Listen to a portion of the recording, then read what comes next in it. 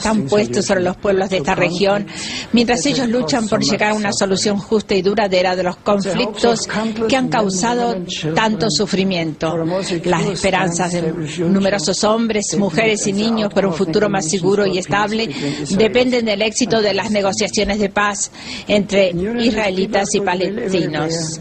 En unión con todos los hombres de buena voluntad, suplico a cuantos están investidos de responsabilidad explorar cada posible camino para la búsqueda de una solución justa ante las enormes dificultades, para que los dos pueblos puedan vivir en paz en una patria que sea la suya, dentro de los confines seguros e internacionalmente reconocidos. A este respecto, espero y ruego que se pueda crear un clima de mayor confianza que haga capaz a las partes de cumplir progresos reales a lo largo del camino hacia la paz y la estabilidad.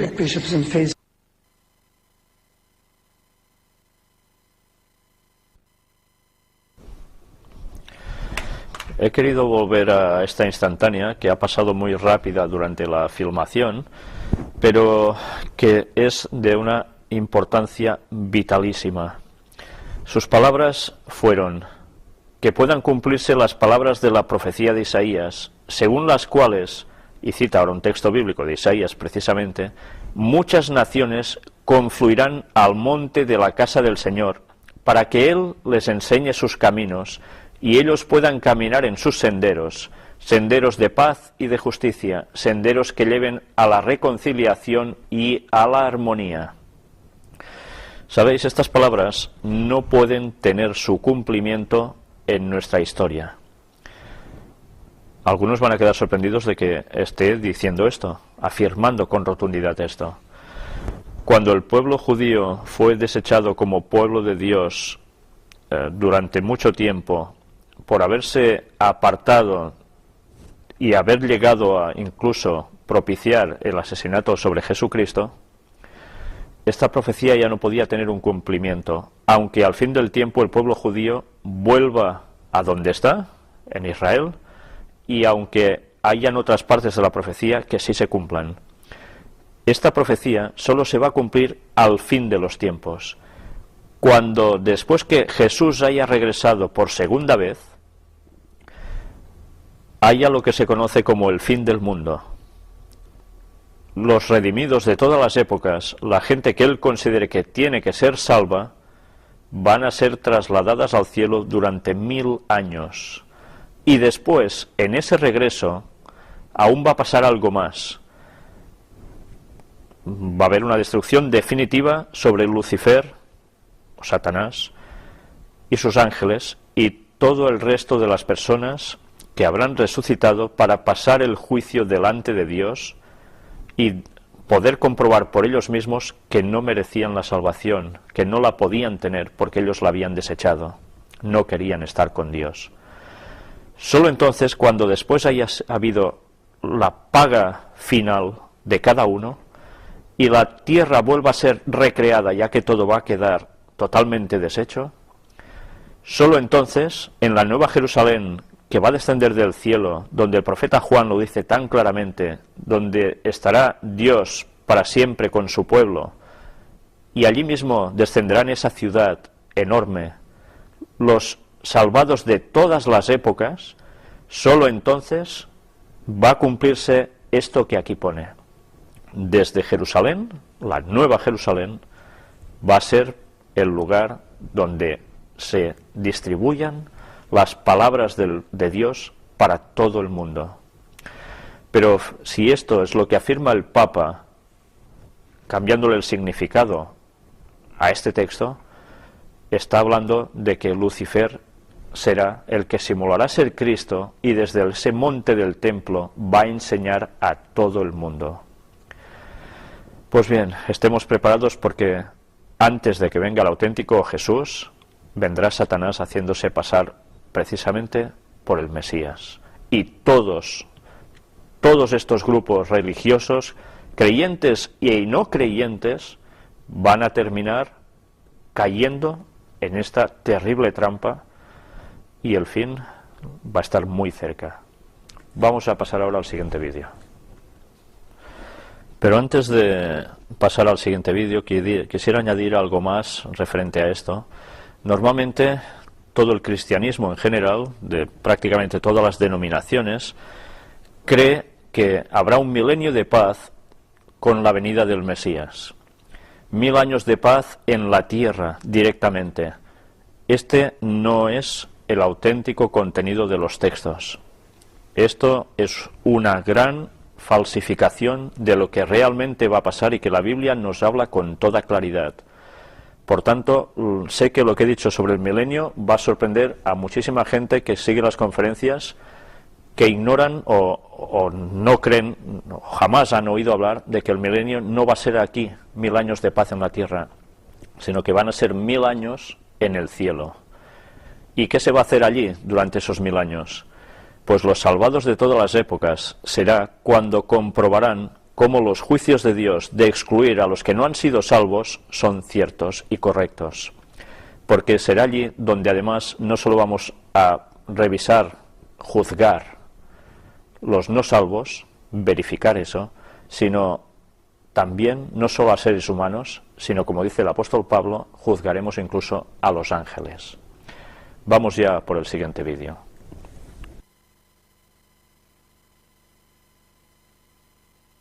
El Papa va a participar en un encuentro con líderes religiosos en el auditorio de Notre Dame.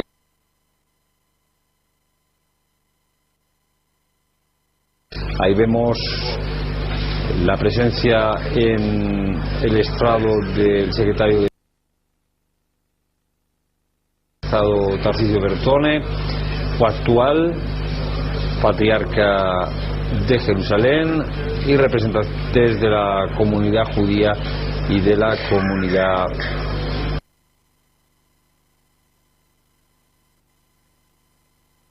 y cristianos. Entonces, Notre Dame, como digo, tiene una escuela de hostelería, tiene una casa de peregrinos, tiene una iglesia que funciona como parroquia de habla inglesa y tiene también este auditorio donde han tenido lugar encuentros parecidos a este con Juan Pablo II y también encuentros de otra clase, pero muy interesantes que han unido a estudiantes de universidades palestinas, a estudiantes de universidades hebreas para hablar de la paz en el marco de un programa universitario de la UNESCO sobre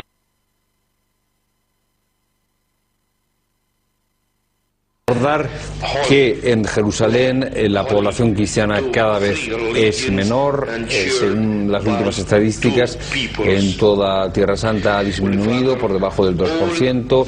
Hay localidades en las que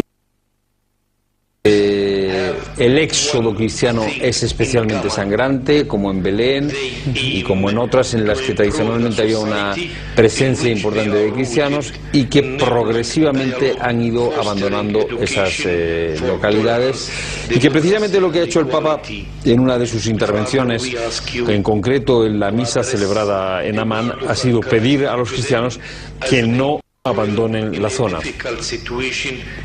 Efectivamente, el éxodo cristiano no deja de ser una preocupación para la Iglesia universal y para la Iglesia local. También el patriarca, en varias de sus discursos, de sus homilías y sus apariciones públicas, ha puesto de manifiesto esas dificultades con las que se encuentran los cristianos locales y que en algunas ocasiones les obligan a abandonar Tierra Santa.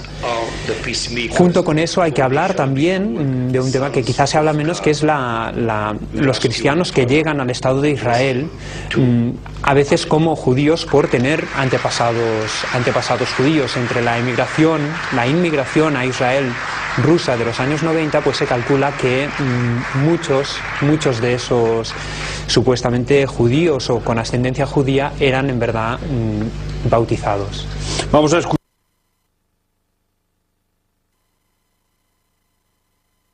Esa dinámica se encuentra en las tres religiones, en sintonía con la voz de Dios como Abraham. Oímos su llamada y partimos buscando sus promesas. tratando de obedecer su voluntad, haciendo un recorrido en nuestra particular cultura.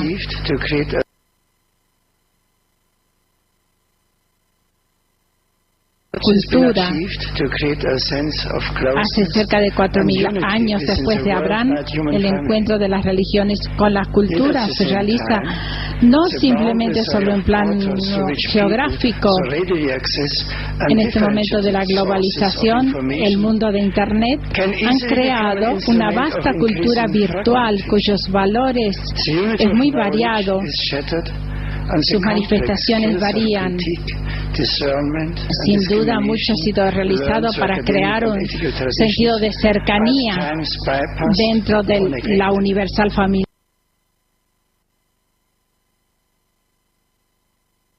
Church, mosque or temple treats the path of our single human history, unfolding along the way.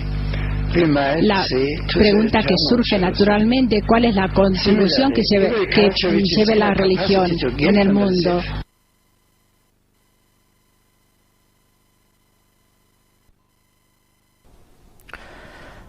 En este vídeo hemos destacado este trono blanco que ya podéis comprobar está justo en medio y además más elevado que los otros.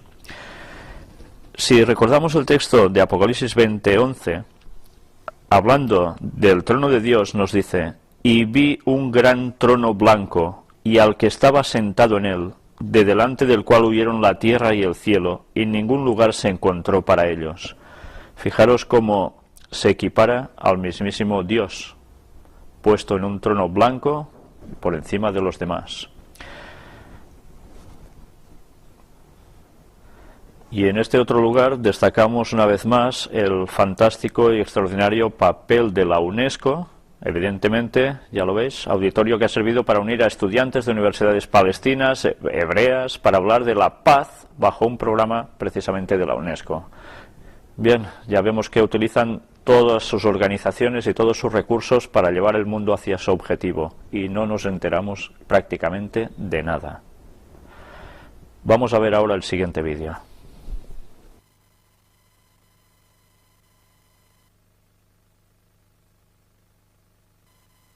Hay una frase en ese museo sobre Pío XII en la que más o menos viene a responsabilizarlo de un silencio por parte de la Santa Sede mientras se producía la Shoah, y ha sido una frase que ha traído bastantes dificultades en las relaciones entre el Estado de Israel y Santa Sede. De hecho, en algún momento se pensó que esta frase era la que hacía muy difícil este viaje.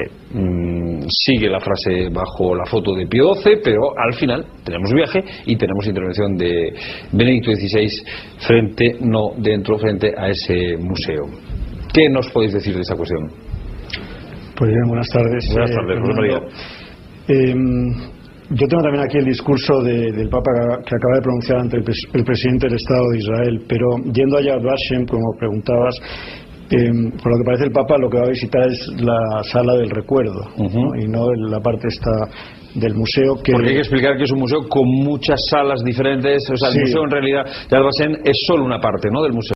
El complejo tiene la parte del museo, vamos a decir, iconográfica, que a todos nos suena, con fotos de la tragedia del Holocausto. Es la que él no va a visitar, pero va a visitar la sala que tiene un contenido casi diríamos hasta más religioso, aunque el Museo de Yad Vashem no lo sea, ¿no?, donde figuran los nombres de todos los campos de concentración, la llama y demás. Y luego hay otras partes fuera, jardines y demás, donde supongo que también pasará para acceder a la sala.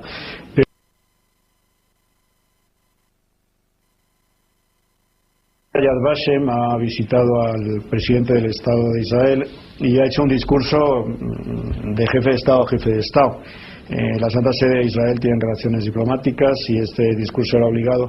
Y yo me detendría en dos puntos muy concretos. Uno, que el Papa ha hecho una mención que encuentro muy interesante, a la seguridad.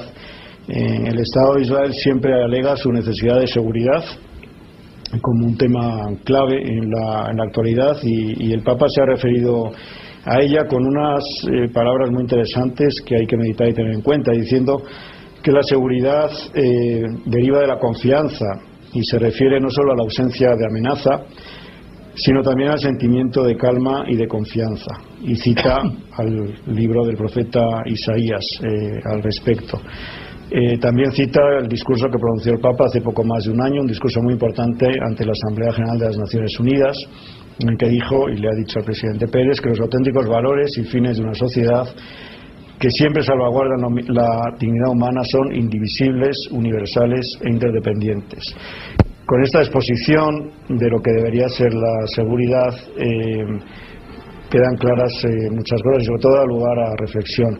Y luego ha hecho una mención que a mí me parece muy humana y muy digna a las familias ordinarias que viven en esta ciudad, que viven en Jerusalén. Yo he vivido en Jerusalén también y en fin, sé lo que es la vida en una ciudad tan fascinante, pero con tantos problemas que derivan de la situación. Se ha referido a los padres, a las familias, a la violencia, a la inseguridad. Y probablemente este viaje, que es una peregrinación del Papa, puede servir mucho para que la vida de esas familias ordinarias mejore y adquiera otras circunstancias. Ahora seguiremos analizando ese discurso, José María, porque hay muchas cuestiones en las relaciones Iglesia-Estado-Israel interesantes. Estamos viendo imágenes de cómo termina este encuentro de Benedicto XVI con Simón Peres.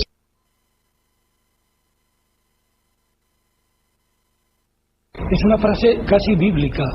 Oigo el grito de cuantos viven en este país, que invocan justicia, paz, respeto para su dignidad. Lo bastante humildes para perdonar, tienen el coraje de mantener el sueño al que tienen derecho. Tiene como remembranzas bíblicas un poco en un sitio como este. Efectivamente, visita, como visitó Juan Pablo II, la parte, digamos, que es homenaje al Holocausto, no la parte del museo que tampoco visitó Juan Pablo II, en la que está esa foto del Papa Pío XII, porque efectivamente es la carrera de obstáculos, va siendo poco a poco recorrida, pero todavía quedan algunos obstáculos lo suficientemente arduos como para que la prudencia que rige desde el primer momento este viaje se siga manteniendo.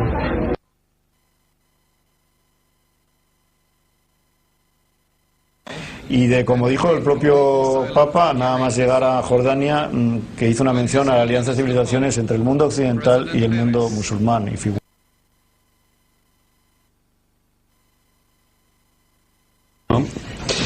Pues estamos viendo imágenes de este museo de la Shoah, Yad Vashem, y vemos a las autoridades. A Simón Peres ya lo hemos visto tocado con la kipá, que significará un signo de respeto, ¿no? El carácter religioso que tiene este acto, porque en el otro acto no lo hemos visto tocado con la kipá. No sé si conocéis bien este museo de Yad Vashem, lo que significa el carácter simbólico que tiene para Jerusalén, que tiene para Israel. Normalmente siempre que hay una visita del jefe de Estado se produce una visita al museo. ¿Pero qué importancia tiene este museo? Bueno, Yad Vashem es importante no solo para Israel o Jerusalén, sino para todo el mundo judío, para toda la religión judía, y yo diría que para todo Occidente. Es ese memorial de eso que no debe volver a pasar, de ese holocausto. Y lógicamente Yad Vashem es el segundo lugar más visitado turísticamente, el segundo destino turístico, podríamos decir, de Israel, y por parte del Estado de Israel se fomenta que todos las visitas oficiales, todos los turistas, todos los peregrinos incluso, visiten ese Yad Vashem, el Museo del Holocausto y la Tienda de la Memoria, que es esta estructura de cemento armado principalmente, donde arde eternamente la llama de la memoria.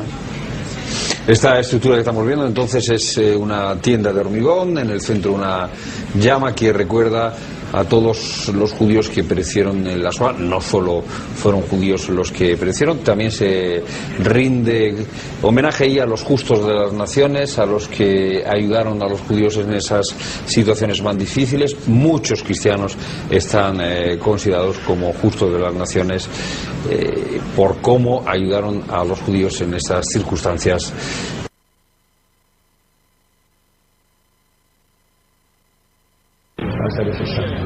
Yo quisiera, Fernando, completar un poco lo que he dicho antes de que no es un viaje político, que no lo es, ciertamente. Fundamentalmente tiene consecuencias políticas, no puede ser de otra manera. Pero yo quisiera recordar quién es el que va aquí. El Papa es, primero y sobre todo, un hombre de Dios. Y después es también, concretamente, este Papa, un profesional, diríamos, de la razón y de la inteligencia. Y eso, el Estado de Israel, naturalmente, no puede menos de apreciarlo. De modo que, aunque haya dificultades, problemas, zancadillas, instrumentalizaciones mediáticas del viaje, con las que ya se cuenta, con las que la Santa Sede ya cuenta, pero el Papa se sobrepone a todo eso y como hombre de Dios va a rezar y va a dar la luz de su inteligencia y de su razón, a dar razón de su esperanza. No es que es solamente un peregrinaje como eran al viejo estilo, digamos, ¿no? Claro, eso tiene sus consecuencias prácticas. No andamos buscando ni guetos ni trincheras.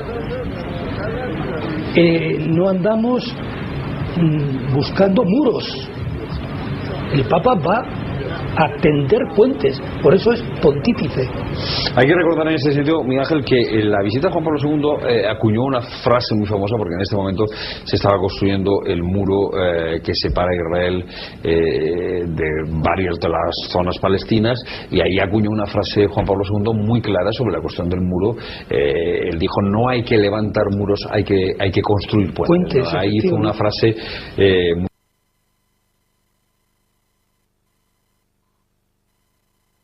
fueran los que, los pasivos, los que están sin hacer nada esperando la paz, cuando la traducción exacta, según él, es: bienaventurados los operadores de paz, los activistas de la paz, los que trabajan por la paz de verdad, que, insisto, no es la paz tal como la entienden algunos políticos de nuestro entorno, a base de ficticias alianzas que tienen poco que ver con la verdadera civilización. En este momento hemos visto cómo Benedicto XVI se ha acercado a esa llama que arde continuamente en recuerdo de las víctimas del Holocausto, de la Shoah. Es una cuestión que ha estado presente en el magisterio de Benedicto XVI, por ejemplo en su visita a Auschwitz, cuando se hizo aquella pregunta tremenda: ¿cómo permitiste, Dios, que esto sucediera? Es un Papa que le hemos visto pensar, reflexionar, dolerse por esa tremenda mancha del siglo XX que fue la Shoah. Aún era más terrible la pregunta, era: ¿dónde estaba Dios? ¿Dónde estaba Dios? Exacto. Y él mismo la respondió: estaba en el sufrimiento de cada ser humano.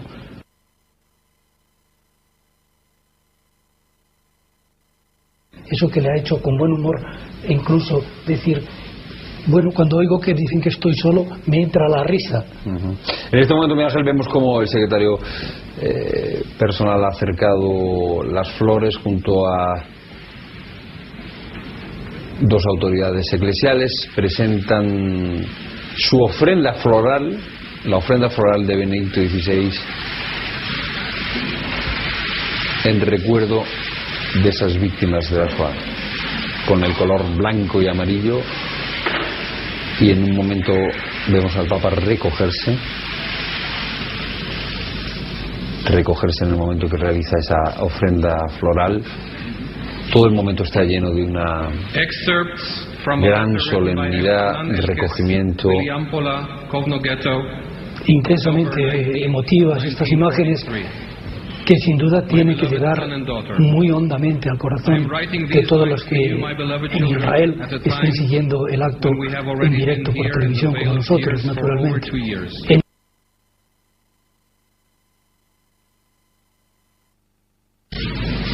Vemos en este momento que el Papa se levanta para saludar a 6 supervivientes. 6 supervivientes de la... Y al representante de los justos de las Ed Oswald was born in Krakow. He and his family were interned in the Krakow ghetto, and 2 years later Ed was sent to the Plaszow concentration camp.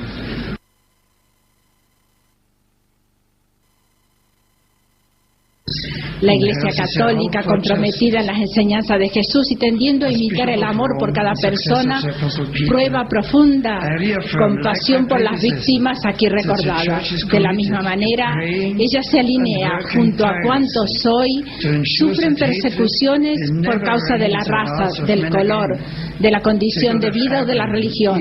Sus sufrimientos son suyos y suya es la esperanza de justicia.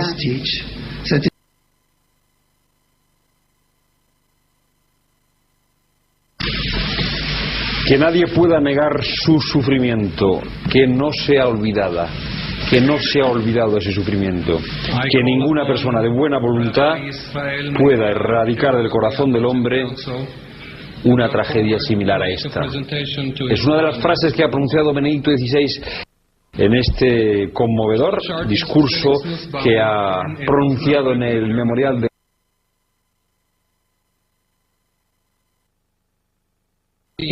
Tal vez sea momento de recordar lo que ya en 1994, siendo el cardenal Ratzinger, dijo en Jerusalén sobre las relaciones entre judíos y cristianos. Leo textualmente: hebreos y cristianos deben acogerse recíprocamente en una más profunda reconciliación sin quitar nada a su respectiva fe, y mucho menos sin negarla, sino partiendo del mismo fondo de ella. En su recíproca reconciliación deben convertirse para el mundo en una fuerza de paz. Estos días los que hablan de política en el viaje hablan de potencia. El Papa no habla de potencia, habla de fuerza de paz, de la fuerza del Espíritu. Mediante su testimonio ante el único Dios, concluía que no quiere ser adorado de ninguna otra manera más que a través de la unidad entre el amor a Dios y el amor al prójimo. Mañana el Papa va a enfrentarse sin duda a otra importante prueba, esta de tejas abajo de la propia casa, que es el escándalo de la falta de unidad. Mañana tendremos ocasión de verlo.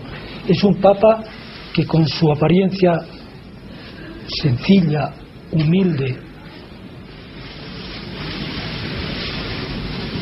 es clarísimo y rotundo. Es clarísimo y tiene una fuerza tremenda. Hemos visto ahora Miguel Ángel cómo firmaba en el libro del memorial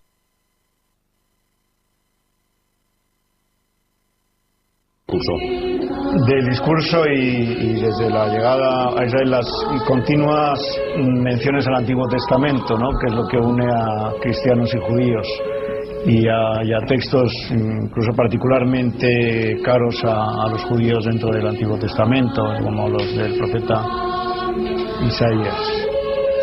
Ha utilizado Isaías, ha utilizado los Salmos, Génesis. Ha recuperado para esta cuestión de la recuperación del nombre.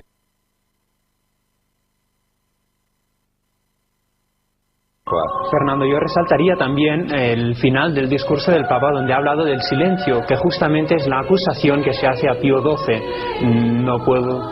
No puedo decir que sea una cosa querida por el Papa, pero sin duda la referencia estaba ahí. Ahí en el Museo del Holocausto se acusa al Papa Pío XII de silencio frente al Holocausto, y aquí el Papa Benedicto XVI nos ha hablado de la eficacia que a veces ese silencio puede tener, que es la postura del Vaticano. Que ahí puede estar esa mención velada, no directamente a la frase que hay en este Museo del Holocausto acusando a Pío XII de estar en silencio, la misma palabra que que he utilizado, como tú bien señalas, al final del discurso, hablando de un silencio para recordar, un silencio para esperar, también en esa dimensión muy judía de la espera del Mesías, ¿no?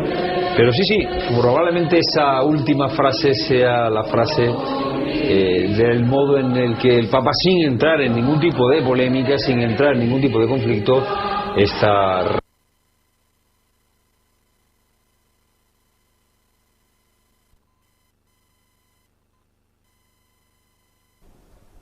De este vídeo hay varias cosas por destacar, pero para no alargar más el asunto, nos centraremos en esta instantánea. El Papa es sobre todo un hombre de Dios y también un profesional de la razón y la inteligencia.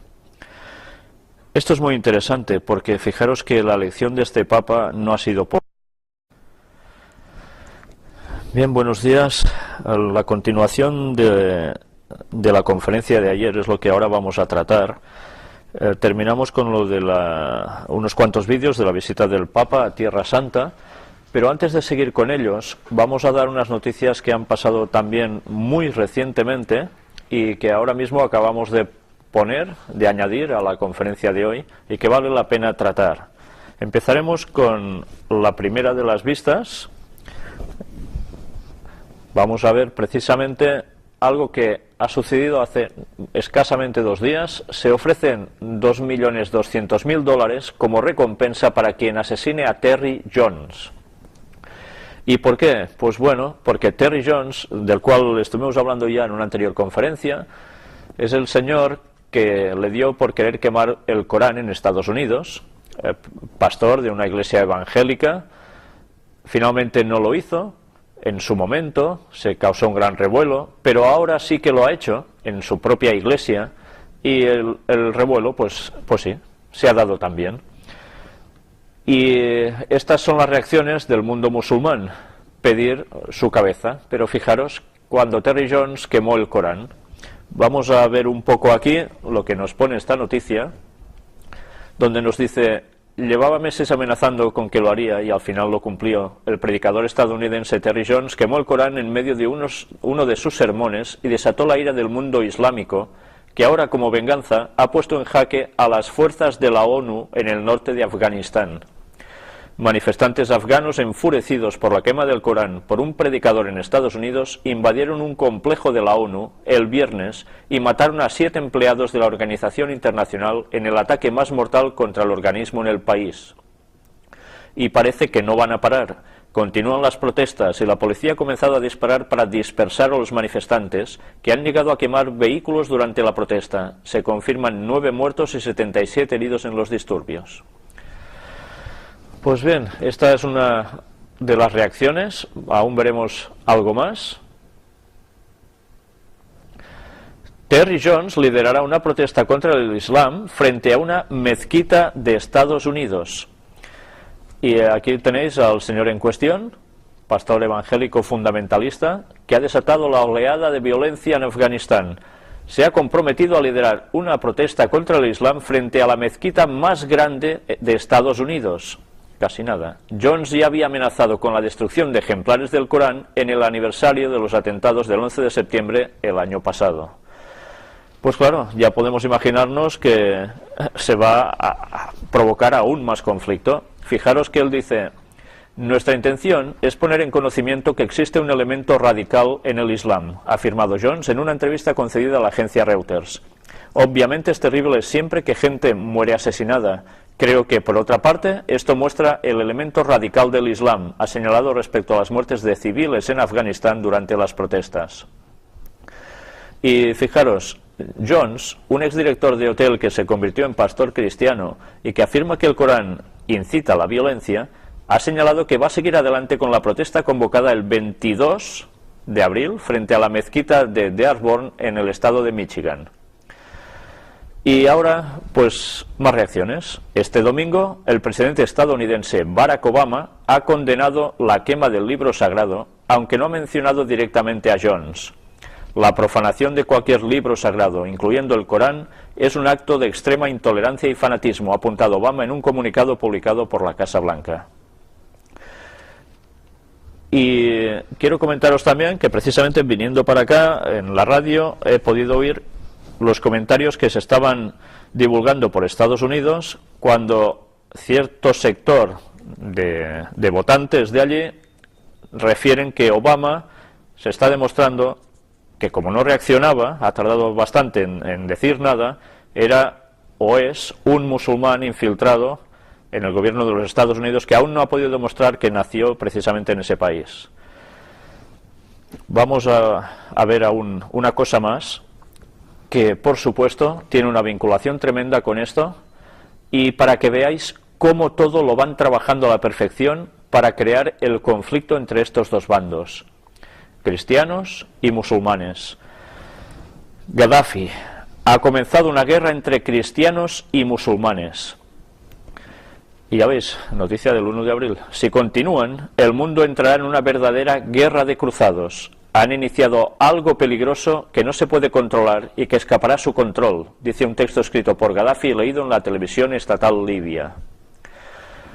Pues bien, si seguimos avanzando un poco hacia abajo, nos dice Gaddafi: los dirigentes que han decidido comenzar una guerra de cruzados entre cristianos y musulmanes en el Mediterráneo y que han matado a un gran número de civiles en Libia han enloquecido por el poder y quieren imponer la ley de la fuerza sobre la fuerza de la ley. Y aquí nos señala también Francia, Reino Unido, Estados Unidos, España y otros países iniciaron la intervención militar después de que el Consejo de Seguridad de la ONU aprobase una resolución que autorizaba una misión para imponer una zona de exclusión sobre Libia y detener los ataques de las fuerzas de Gaddafi contra la población. Trípoli la considera un acto de agresión injustificado. Gaddafi señala en el texto que estos países han destruido los intereses comunes de sus ciudadanos y el pueblo libio, socavado la paz y aniquilado a los civiles. Quieren devolvernos a la Edad Media, denuncia. Pues bien, ya veis la situación, cómo todos los pasos que Daniel predijo hace 2600 años se están poniendo sobre el tablero de juego y la profecía se está cumpliendo, y más que se terminará de cumplir. Ahora ya vamos a entrar en la materia. Vamos a seguir con los vídeos de la visita del Papa a Tierra Santa, que tan íntimamente está ligado a todas estas noticias que estamos viendo. Pero antes quiero citaros un texto que se encuentra en el libro de Apocalipsis, capítulo 13 y versículo 8, y que hace referencia precisamente al papado. Y la adoraron todos los moradores de la tierra, cuyos nombres no estaban escritos en el libro de la vida del Cordero, que fue inmolado desde el principio del mundo. Si alguno tiene oído, oiga. Es impresionante ver cómo el profeta, aquí es Juan, escribiendo en el Apocalipsis, ve con claridad que esa bestia, ese poder del papado, tendría una tremenda autoridad mundial, y que la iban a adorar todas las personas que no estén inscritos en ese libro de la vida del Cordero, de Jesucristo. Esto quiere decir que las personas que no quieran seguir de corazón a Cristo, guardando sus mandamientos, terminarán adorando al papado. Y ya vimos como ayer lo que están haciendo es no solo ir por el ecumenismo con evangélicos, sino además con musulmanes, judíos, ateos, agnósticos, todos. Finalmente van a ser adorados por todos. Pero esto no va a terminar aquí, aún va a haber más. Pero precisamente el aún va a haber más lo diremos justo en otro texto al final de los vídeos que vamos a ver a partir de ahora.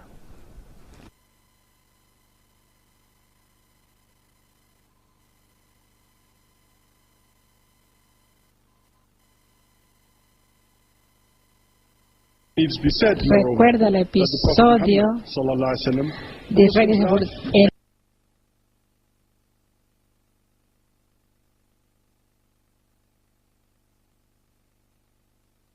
la intervención académica del Santo Padre y las polémicas que se han seguido por la interpretación de esa lectura, y está dando su personal aprecio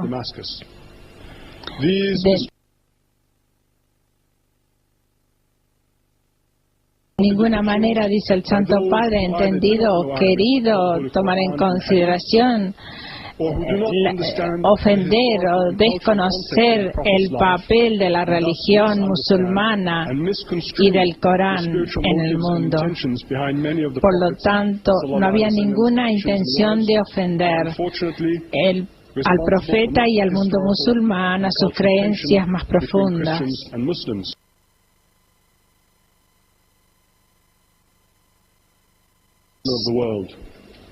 Nos ha creado y nos ha puesto en este mundo.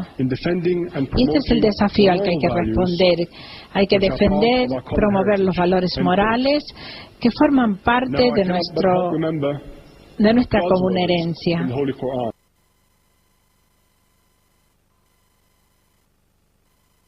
En el diálogo interreligioso, en la comprensión de diversos pueblos del mundo.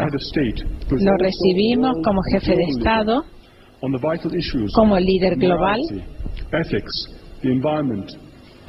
que tiene algo que decir en los temas éticos, morales, en el medio ambiente, sobre la vida humana, sobre las personas que sufren, sobre la crisis financiera. Lo recibimos como simple peregrino de paz, con gentileza, para rezar juntos con Cristo, was baptized and began his mission 2,000 years ago.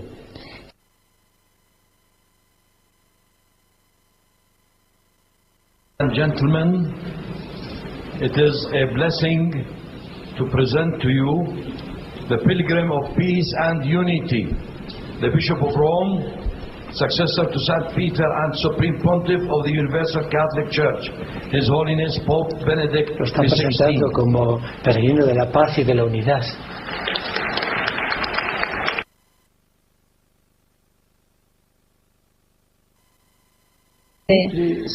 Los cristianos y los musulmanes deberían ir más profundamente a la esencial relación entre Dios y su mundo, para que juntos podamos trabajar para que la sociedad se ordene bajo el orden divino. A este resguardo, la colaboración que se da aquí en Jordania constituye un ejemplo persuasivo para la región y para el mundo de la contribución positiva y creativa que la religión puede y debe dar a la sociedad civil.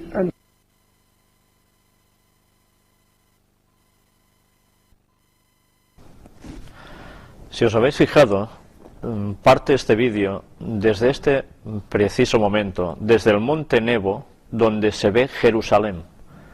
¿Y qué se ve desde allí? El templo. Es su gran perspectiva, es su objetivo. También es gracioso ver cómo aquí en grande aparece esto que para muchas personas igual les da la sensación que es una cruz. En verdad se está refiriendo a la serpiente con la cual tenían que mirar los que habían sido picados por ese tipo de culebras, ese tipo de serpientes que había en el desierto, que mirando a esto podían ser sanadas. Y bien, es un símbolo más de cómo el poder teóricamente de Dios está también en el camino del propio Papa. Y fijaros en la siguiente escena que ahora vemos. En el monte Nebo murió Moisés, personaje compartido tanto por cristianos y musulmanes como por judíos. Era el sitio ideal para el puente ecuménico. Si habéis visto, durante el vídeo se lo vuelve a presentar como mensajero de paz, o peregrino de paz, y también cómo la moral, incluso otras cuestiones que están siendo muy habituales, son nexos de comunión para todos ellos. Vamos a ver el siguiente vídeo ahora.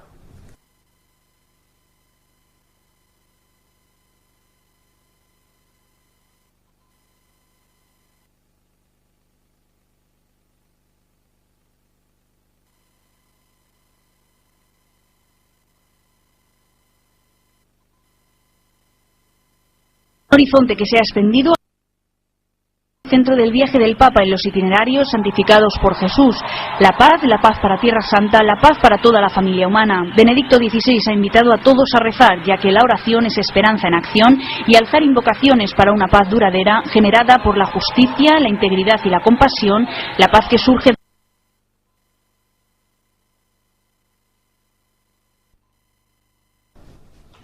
Si os habéis fijado, aparte de las 6 velas, hay algo que destaca en este vídeo, y como aquí se expresa, la paz para Tierra Santa, la paz para toda la familia humana, que surge por la justicia, la integridad y la compasión. Fijaros qué forma de vincular tan claramente la paz en Tierra Santa con la paz para toda la familia humana. ¿Cómo no va a ser ese lugar el centro de su dominio, de su reino? Vamos a ver el siguiente. Realmente es un gesto de cariño el que los reyes de Jordania le estén acompañando al Santo Padre en este recorrido. También Su Alteza el Príncipe Al-Ghazi.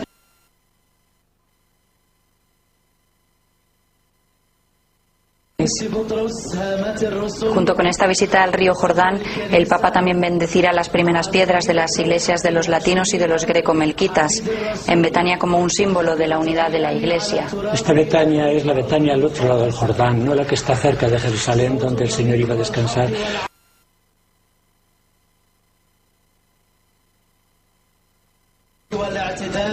Hemos visto antes la conexión, unas imágenes de una ermitica del año 365, con las escaleras donde ya los primeros cristianos querían bautizarse en el mismo lugar donde fue bautizado Jesús.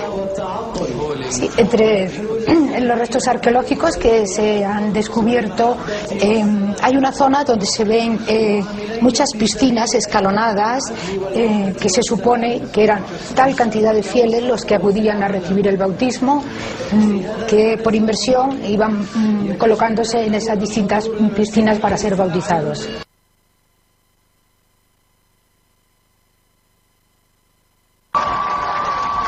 Ahora mismo es cuando descorre la cortina con la placa que conmemorará su visita.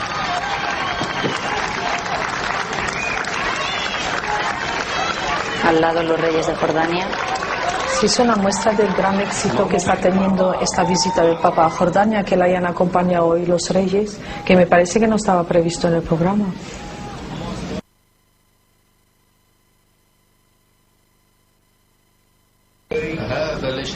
Es una presentación. A mí me llamó la atención que ayer en la mezquita fuera un griego melquita el que hiciera la presentación en una mezquita.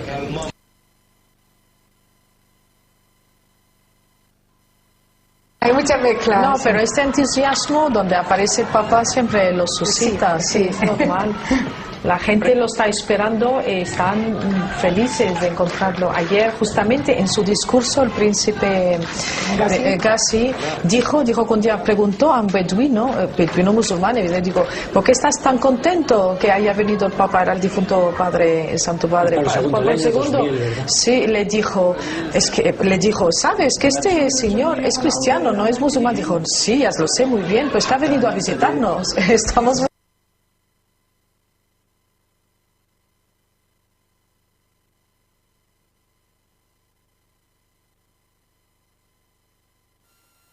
¿Qué significa la visita del Papa para estos cristianos que residen en Jordania? Una bocanada de aire fresco, diría yo. Un apoyo para que sigan allí. El Papa es el jefe espiritual de todos los cristianos.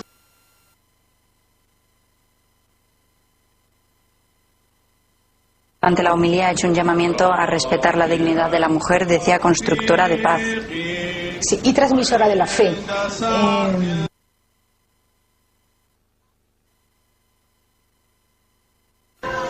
Está contento, se le ve muy contento.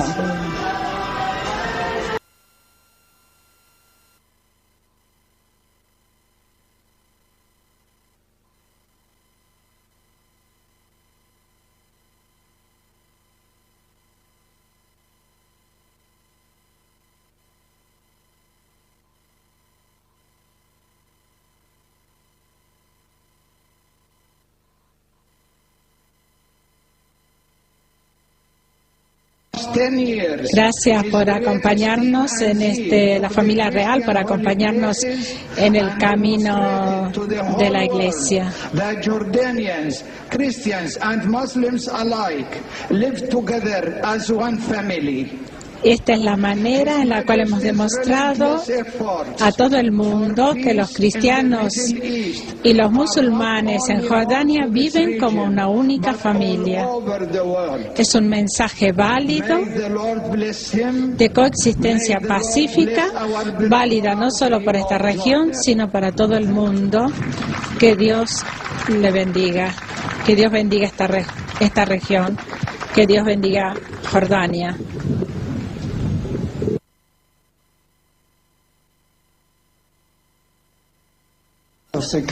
A las orillas del Jordán, Juan Bautista, heraldo de la venida de Jesús, ha preparado el camino del Señor, predicando el bautismo de penitencia para el perdón de los pecados.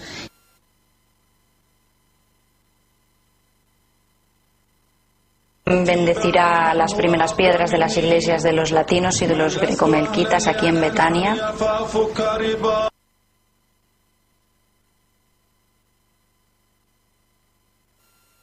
Alegrémonos en el reconocer que los dos edificios, uno latino y el otro grecomelquita, servirán para edificar, cada uno según la tradición de la propia comunidad, la única familia de Dios.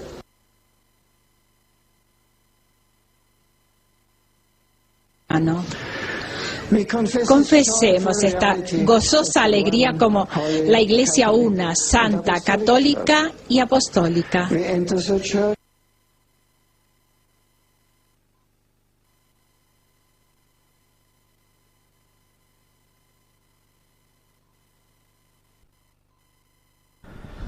En este vídeo había bastantes cosas por destacar, desde su fantástico trono de oro, tan humilde y tan cristiano, hasta sencillamente esto que estamos viendo. Los bautismos cristianos, dicen ellos mismos, que se hacían por inmersión en ese modo de piscinas que ellos crearon dentro del río para retener más agua, y así es como bautizaron también a Jesús.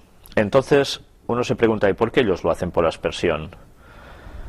Rompe todo el auténtico simbolismo que representa el bautismo. El bautismo significa la inmersión de sumergirte a las aguas, sumergirte, como sería morir a tu antigua vida, morir con Cristo y resucitar juntamente con Él, pasando una nueva vida. Es tu pacto con toda tu mente de seguir a Dios. No es el significado el de la aspersión. Había más cosas para comentar.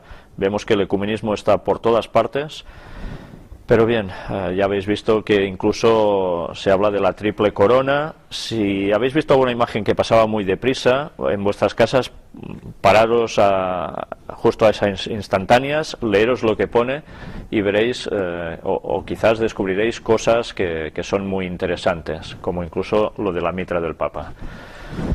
Precisamente no es cristiano. Vamos a ver ahora el siguiente vídeo.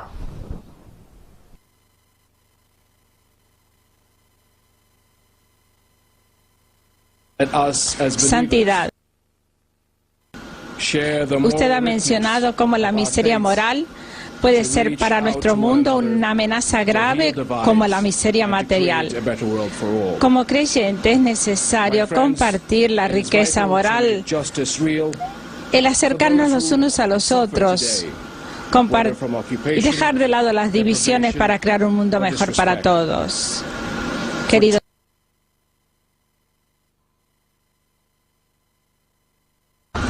y que en los años próximos vuelva a Jordania. Lo acogeremos como un amigo que nos es querido y muy grato.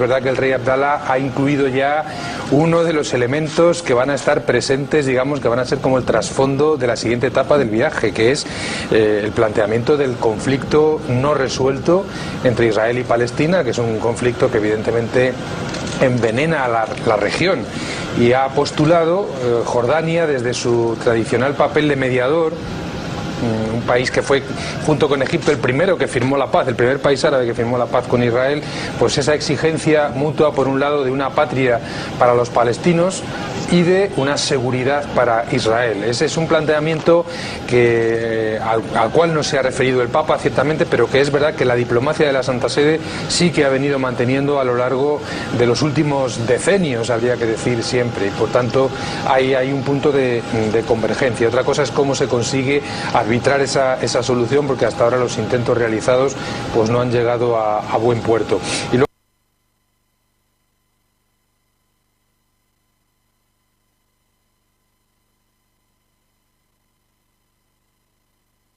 Israel, el Papa, donde los cristianos son un 3% de la población, donde la situación de los cristianos no es sin duda nada fácil.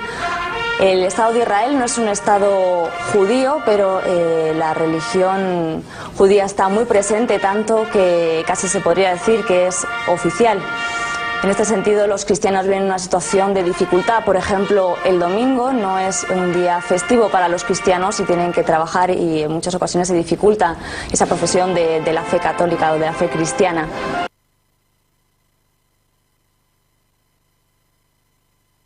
Hablábamos antes de la visita de Benedicto XVI a Jordania, que era la puerta de entrada, una puerta de paz. En estos momentos llega a Israel. ¿Qué podemos esperar de esta visita?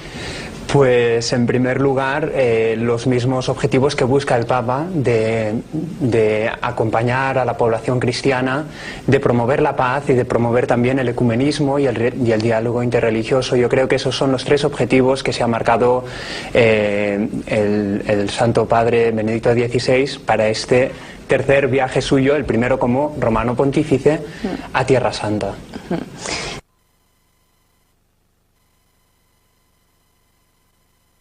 Jerusalén, que es la ciudad de las 8 puertas, que es una ciudad históricamente que ha vivido 2 destrucciones, ha vivido guerras, ha vivido realmente acontecimientos históricos tremendos, pero que sin embargo resiste Israel. Tiene 8 puertas, como decimos, y viven menos de 9.000 personas.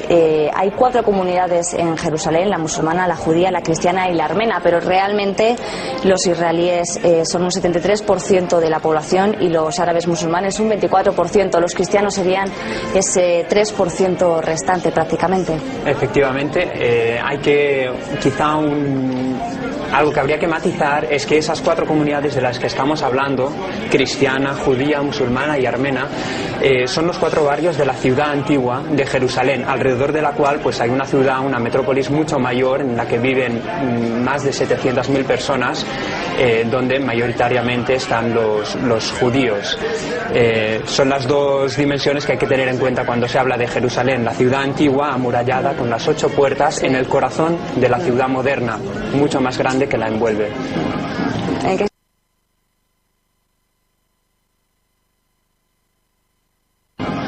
¿En qué situación viven los cristianos en Jerusalén? Jerusalén es sin duda la ciudad donde se vive una mayor tensión, podríamos decir, en Israel, o una de ellas. Ahí es frecuente, por desgracia, pues andar por la calle y ver presencia militar, muchos controles de seguridad. Cuando uno entra en un bar, pues tiene que pasar previamente por un control de seguridad. Cuando uno entra en la universidad, en cualquier lugar público en el que uno entra, tiene que someterse a esos controles de seguridad rutinarios y muy veloces, pero que dificultan un poco la vida. Y esa es la situación en la que viven los cristianos, especialmente en Jerusalén. Además, hay que señalar que los cristianos de Jerusalén, por ser árabes, no son ciudadanos del Estado de Israel. Sí. Tienen un documento que no les hace ciudadanos del Estado de Israel, pero tampoco son palestinos a la vez, por aquel estatus especial que tiene Jerusalén que pretende ser la capital unificada del Estado de Israel.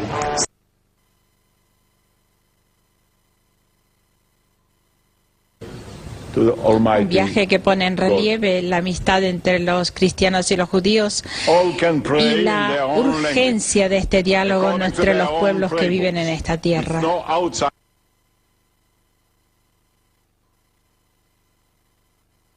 Son las palabras del presidente Simón Peres, que da la bienvenida a Benedicto XVI, dice que vivimos bajo el mismo cielo, haciendo referencia a las diferentes religiones que están presentes allí en Israel. Dice que están también contentos de recibir a los peregrinos de todo el mundo, ya vengan del norte, del sur, del este o del oeste. Y es que Israel es una tierra en la que peregrinan, en la que las peregrinaciones son también una fuente de riqueza, ¿no? El turismo es una fuente de riqueza para Israel. Efectivamente, y ese es uno de los también de los intereses que el Estado de Israel como Estado tienen en la visita del Santo Padre, que no disminuyan las peregrinaciones cristianas. Ese es un deseo que las autoridades cristianas comparten, porque no cabe duda de que las visitas de cristianos occidentales o de cualquier otro lugar del mundo ayudan a la población autóctona, a la población cristiana local. Les ayudan espiritualmente y les ayudan también materialmente.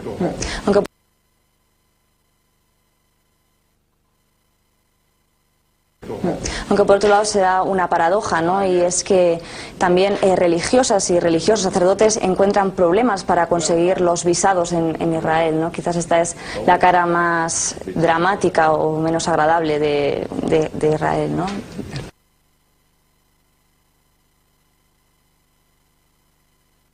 Señor presidente, la Santa Sede y el Estado de Israel comparten muchos valores. El primero entre todos, el compromiso de reservar a la religión su legítimo puesto en la vida de la sociedad. El justo orden de las relaciones sociales presupone y exige el respeto por la libertad y la dignidad de cada ser humano.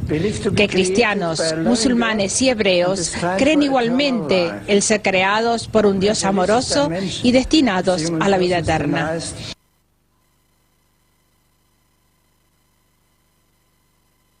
Trágicamente, el pueblo hebreo ha experimentado las terribles consecuencias de ideologías que niegan la dignidad fundamental de cada persona humana. Es justo y conveniente que durante mi permanencia en Israel tenga la oportunidad de honrar la memoria de los 6 millones de hebreos víctimas de la Shoah y de rezar para que la humanidad no tenga nunca más que ser testigo de un crimen de semejante enormidad. Desafortunadamente, el antisemitismo sigue levantando su repugnante cabeza en muchas partes del mundo. Esto es totalmente inaceptable. Cada esfuerzo debe ser hecho para combatir el antisemitismo allí donde se encuentre y para promover el respeto y la estima hacia los pertenecientes a todo pueblo, raza, lengua y nación en todo el mundo. Durante mi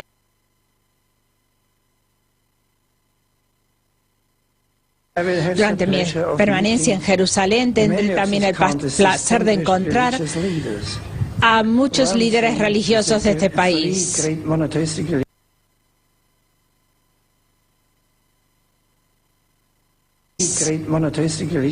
Una cosa que las 3 grandes religiones monoteístas tienen en común es una especial veneración por esta ciudad santa.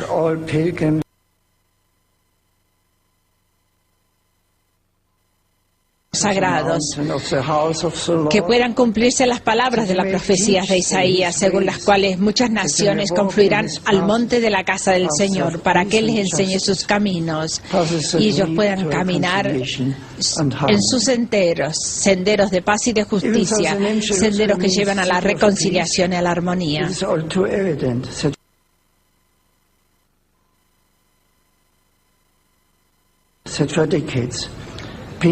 Aunque si el nombre Jerusalén significa ciudad de la paz, es evidente que por décadas la paz trágicamente ha eludido a los habitantes de la Tierra Santa. Los ojos del mundo